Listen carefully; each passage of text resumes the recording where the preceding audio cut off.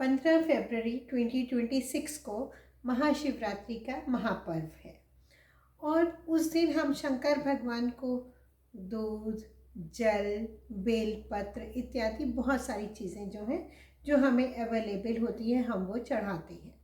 लेकिन मेरे बहुत सारे व्यूअर्स ने मेरे से पूछा है कि हम ऐसा शंकर जी को क्या स्पेशल चढ़ाएं जिससे कि जो हमारी मनोकामना है या जो हमारी कुछ प्रॉब्लम्स चल रही हैं उसका भी क्या हम निराकरण कर सकते हैं, निजात पा सकते हैं शंकर जी को कुछ ऐसा स्पेशल चढ़ाने से।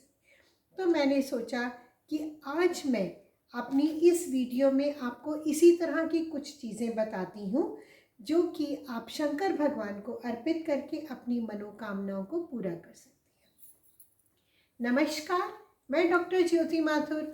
आज हम आपसे बात करेंगे कि महाशिवरात्रि के इस पावन पर्व पर हम शंकर भगवान को क्या अर्पित करें कि हमारी जो भी समस्या है या हमारी जो भी मनोकामना है वो पूरी हो जाए।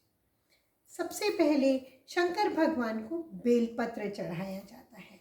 जी हाँ, बेलपत्र चढ़ाने से संकटों से मुक्ति मिलती है। अगर किसी भी तरह का कोई संकट है तो बेलपत्र शंकर भगवान को चढ़ाने से संकटों से मुक्ति मिलती है। शंकर भगवान को शक्कर चढ़ाई जाती है, गुड़ वाली शक्कर जो होती है शक्कर चढ़ाई जाती है। शक्कर चढ़ाने से शंकर भगवान जो है सुख और सौभाग्य प्रदान करते हैं। इसी तरह अगर शंकर भगवान को धतूरा चढ़ाया जाता है तो उससे संतान का सुख मिलता है, संतान जो है वो हमेशा सुखी रहती है। दूध चढ़ाने से मानसिक शांति प्राप्त होती है।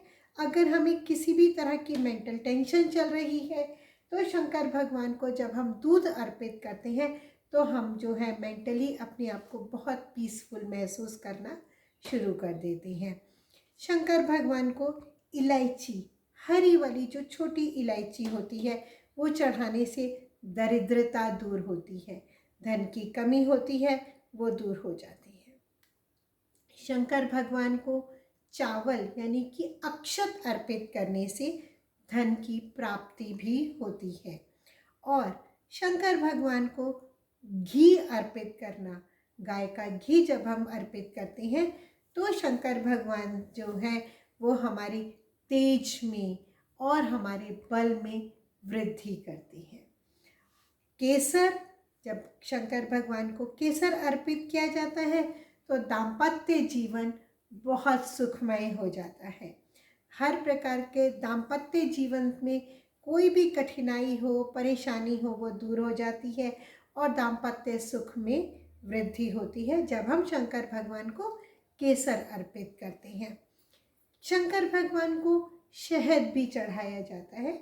शहद चढ़ाने से आकर्षण यानी कि अट्रैक्शन और सुंदरता में बढ़ोतरी होती है।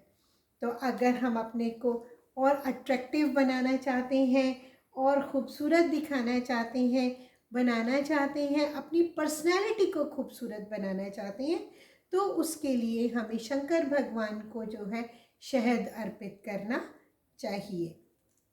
दही, शंकर भगवान को दही अर्पित करने से क्या होता है? दही अर्पित करने से खुशी और आनंद की प्राप्ति होती है। शंकर भगवान को इत्र अर्पित किया जाता है। इत्र को अर्पित करने से रोगों से मुक्ति मिलती है। किसी तरह का कोई लंबी बीमारी चल रही है या बहुत जल्दी बीमार हो रहे हैं तो शंकर भगवान को इत्र अर्पित कीजिए और अपने रोगों से मुक्ति के लिए प्रार्थना कीजिए।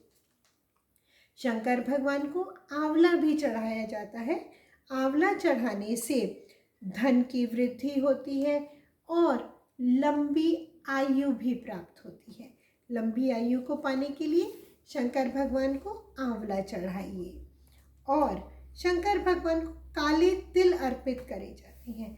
अगर आपकी कुंडली में पितृ दोष आ रहा है या फिर पितरों की कृपा प्राप्त करने के लिए भी जो है शंकर भगवान को काले तिल अर्पित किए जाते हैं। और यदि आपने किसी काम में कोई विजय की प्राप्ति करनी है, विजय की मनोकामना आपके मन में है, तो भी आप शंकर भगवान को काले तिल अर्पित कीजिए और फिर देखिए आपके ऊपर पितरों की कृपा होगी और आप हर काम में विजय प्राप्त कर लेंगे। शंकर भगवान को गेहूं भी अर्पित किया जाता है। अगर आप संतान सुख पाना चाहते हैं तो शंकर भगवान को गेहूं भी अर्पित कीजिए। आशा करती हूँ कि मेरे बताए के अनुसार आप जो है इस आने वाली महाशिवरात्रि के पर्व पर इन्हीं सब चीज़ों को चढ़ा करके अर्पित करके शंकर भगवान से अपनी मनोकामना और समस्याओं का निराकरण कर पाएंगे। तब तक के लिए स्वस्थ रहिए, प्रसन्न रहिए और मेरी वीडियोस को इसी तरह की जानकारी आगे तक पाने के लिए मेरी वीडियो को लाइक कीजिए, सब्सक्राइब कीजिए और हाँ, शिव तत्व की प्राप्ति के लिए, शिव तत्व को जानने के लिए कमेंट बॉक्स में ओम नमः शिवाय लिखना ना भूलें। थैंक यू, धन्यवाद।